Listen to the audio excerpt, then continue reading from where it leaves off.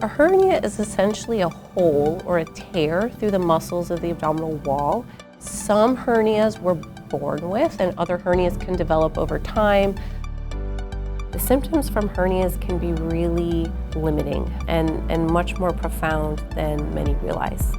We see a very broad spectrum of patients at our hernia center. We see patients who have relatively straightforward, small, first-time hernias, all the way to patients who have very large hernias or hernias that have failed multiple prior attempts at repairs, or patients who have suffered from significant complications from a previous attempt at repair, even patients who have been told by other centers that their hernias are not fixable or that they would be too high risk for surgery. Often those patients can really benefit from seeking additional opinions at a center that has specialized expertise in those types of surgeries.